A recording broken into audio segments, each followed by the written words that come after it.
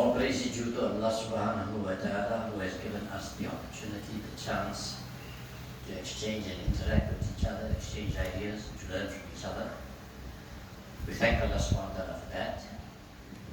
At the same time, we send our salam and our salutation to our beloved Nabi Muhammad sallallahu alayhi wa sallam, all his associates, his family, close family associates. And at the same time, we ask Allah subhanahu wa ta'ala to protect us, protect our families, protect our children, protect our iman. And again, I repeat that all praise is due to Allah subhanahu wa ta'ala only.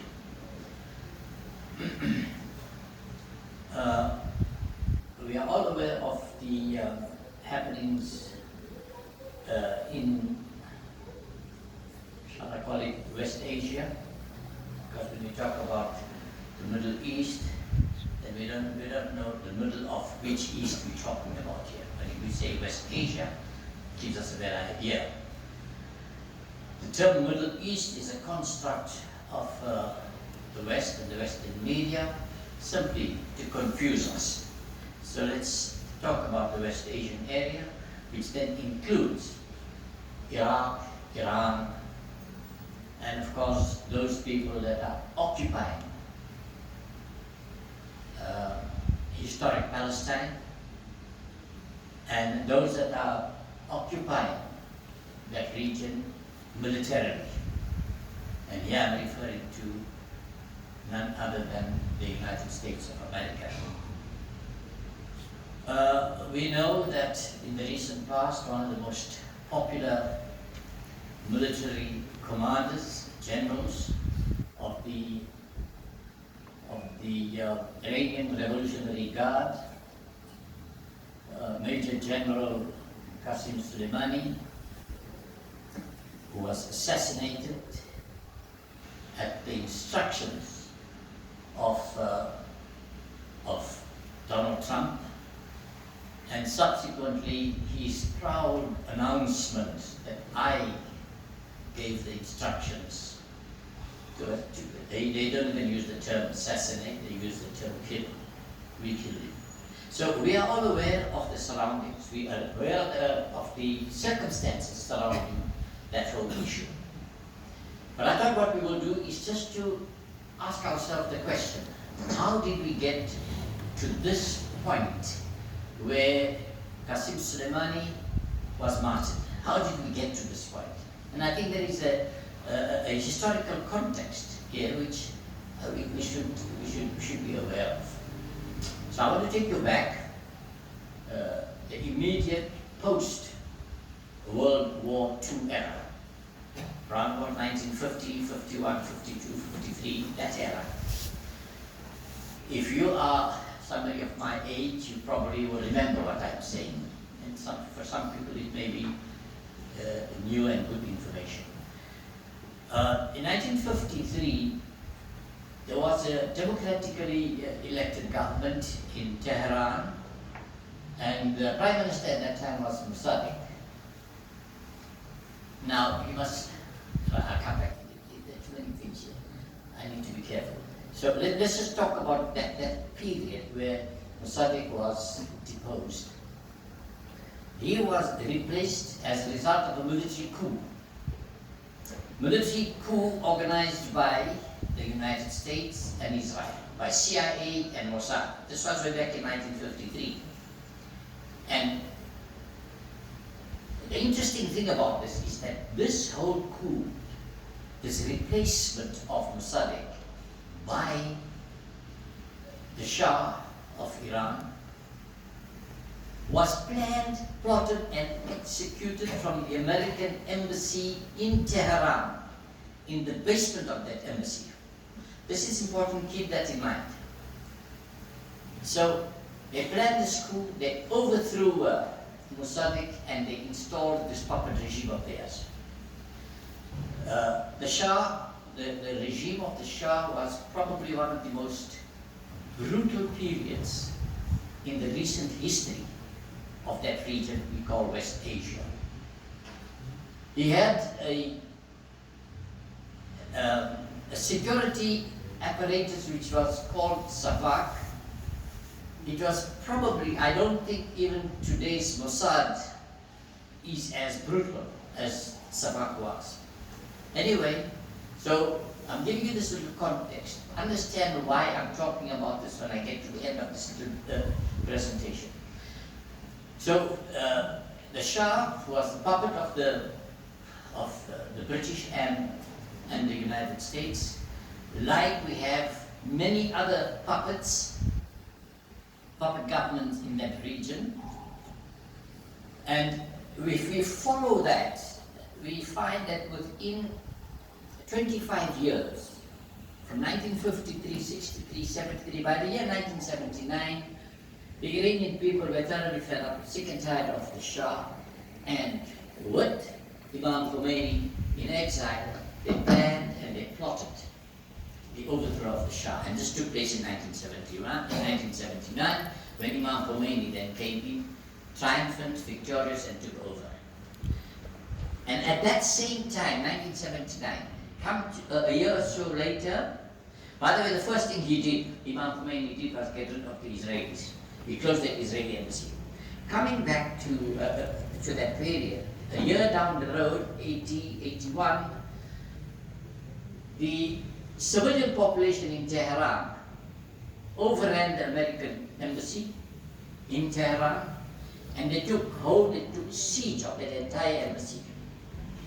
There were something like 50 American personnel in that embassy. They were all taken hostage, and they were held hostage for over 400 days, about 440 days. They were kept. And eventually, they told, can you hear me? Can I continue? Yeah. Okay. Eventually, they got they closed the embassy down, they got rid of those hostages. It was at that time when Jimmy Carter was coming to an end of his term as President of the United States.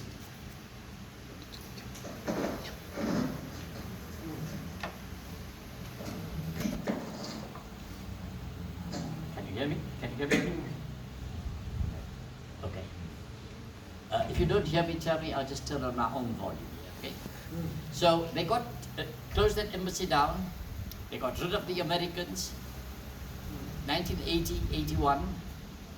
And then what they did is they instigated the Iraqis under Saddam at that time to invade Iran. And we know what happened. They eventually got thrown out of Iran as well, the Iraqis, who were none other than proxies of the United States. So in that period, from 1953 up to 1988, when that war ended between Iran and Iraq, the United States was totally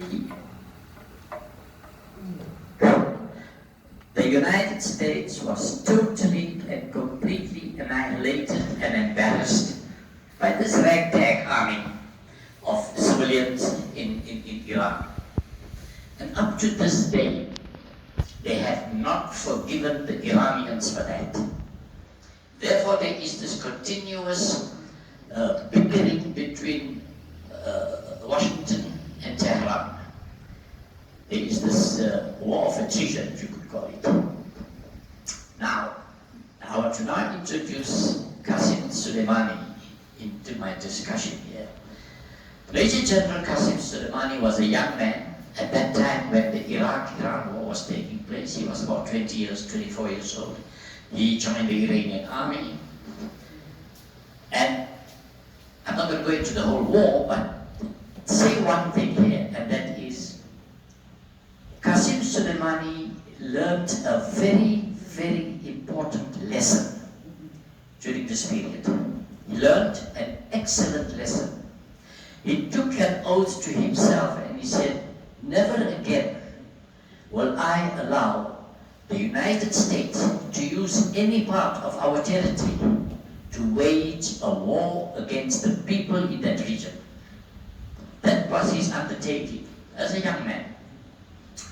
And this was the beginning of this axis of resistance. The axis of resistance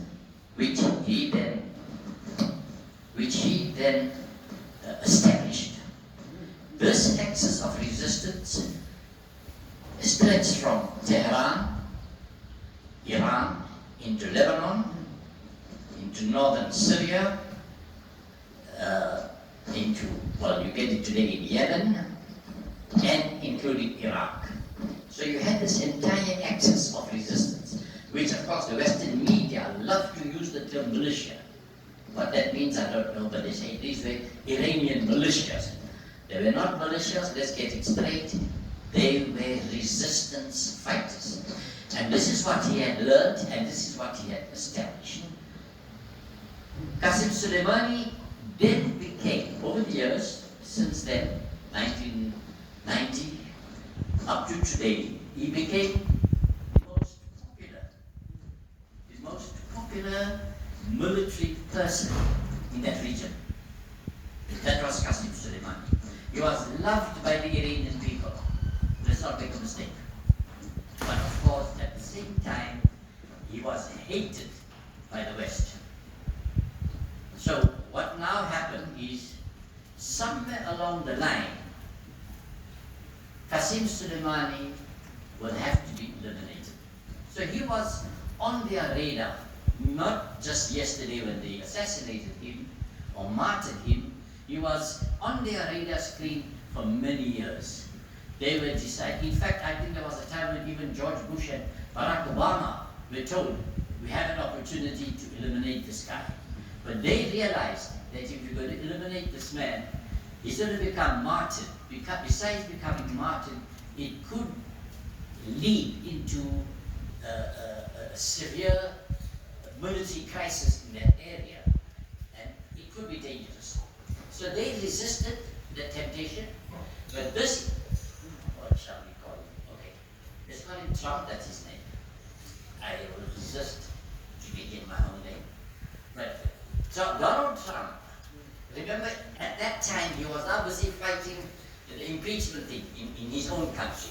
So this is the old tactic that they use. Let's divert attention from the real issues to something else. And this is one of the reasons why he did that, but there are other reasons as well. If I have the time, I'll touch on that a little bit. So what he did is, he then, when he got the opportunity, though some of his military personnel told him, it's not the right thing to do, this thing can lead to war, whatever the case, he went ahead and he had the man assassinated. Now, we all know what happened, the outpouring of grief within the Iranian people and the Iraqi people as well. Not only the Iranians, there were millions of them on the streets on the day of his funeral.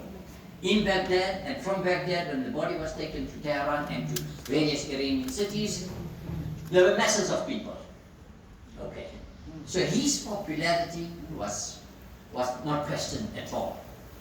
But just go a day or two before, maybe 3 or 4 days before his assassination, if you remember, there were lots of people on the streets of Baghdad.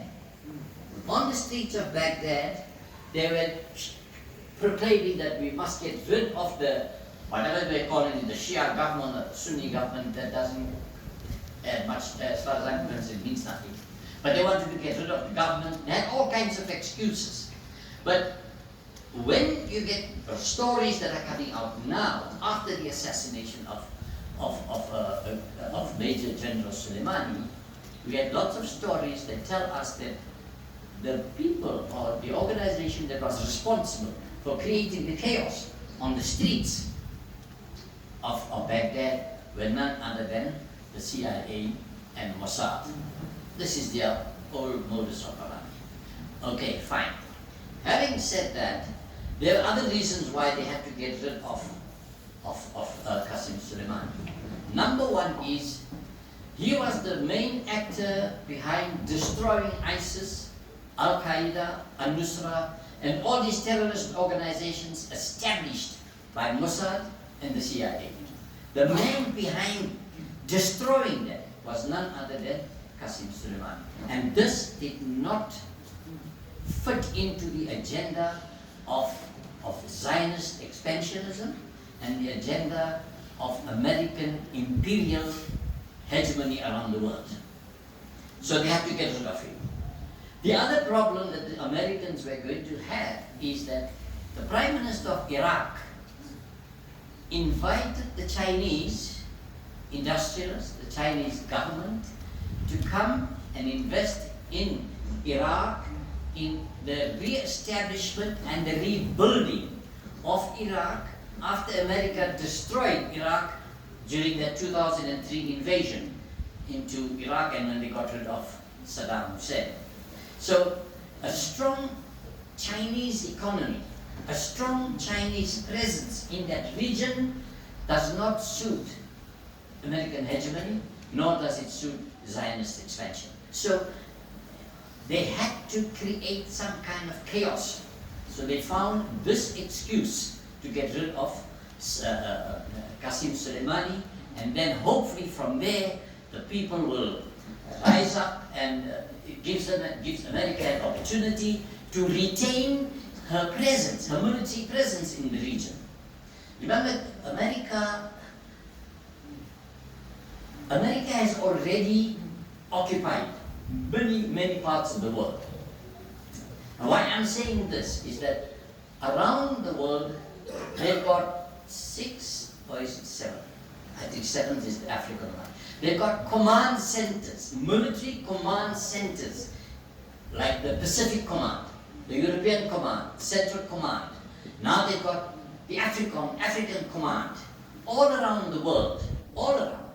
And under the command of these central commands, or the military, are over 800 military bases. How many? 800. So if we've got about 200 countries in the world, if you go by United Nations numbers, in every country they've got something like 4 or 5 or 6 military bases. So that gives you a figure of around about 8 to 1,000 military bases. So America has, in all essence, occupied the world already. We already have this hegemony, this empire, American military empire that has been built around the world. And America is not going to give that up very easily. Understand it. So for America to maintain and to retain military industry, not only in the United States, but in Israel as well, to maintain this military industry in Europe, they must make sure that there are continuous wars all over the world. So chaos is what they thrive on. Besides the chaos that they thrive on, they also thrive on cheating, lying, deception. This is what they thrive on. This is what they believe will sustain this agenda of theirs. Do I say this? Can I just one little bit? I know I'm overstaying my welcome here, but I just want to mention one little thing. Iraq, the Iraqi parliament took a decision to ask the United States to leave the Iraqi territory. The Syrians must then leave as well. So the question arises now, America has refused to leave. Why? Why are they refusing to leave that area? The one thing I've already mentioned was the Chinese economic tentacles, if I can use the term, that's spreading in that region. If China becomes a strong, powerful economic force in the region, that is going to undermine American influence, number one. Number two, the Iranian influence. Under Qassem Suleimani, that Iranian influence was becoming stronger and stronger. So what is actually happening is that their influence is waning. The world out there is beginning to realize that we cannot base our financial structures around the world, including the IMF and the World Bank, we cannot base it on the American dollar. The American dollar is merely a piece of paper. American dollar is dependent on Middle Eastern oil and energy resources to keep their dollar strong and strengthful. So it's all these things that we need to take into account when we talk about Middle Eastern politics. And the two final things, one is the oil wealth in the region, we are all aware of that. And the final one is all the illegal, illegitimate Arab governments in the region, including Saudi Arabia, United Arab Emirates, Bahrain. All of them are illegitimate. They are illegal. For them to remain in power, they depend on American support. And as long as they've got American support, because let's face it, America is a huge military power. Nobody can go and fight them. As long as they've got American support, they feel safe.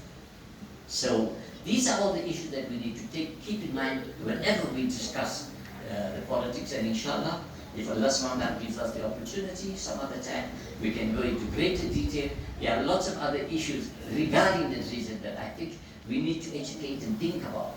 And let's not just consider little events that take place, like the assassination of Qassem Suleimani was an event, but it never just occurred overnight. It is something that culminated in many other issues around it. Jazakumullah khair, and maaf for taking up your time. Assalamu alaikum wa rahmatullahi wa barakatuh.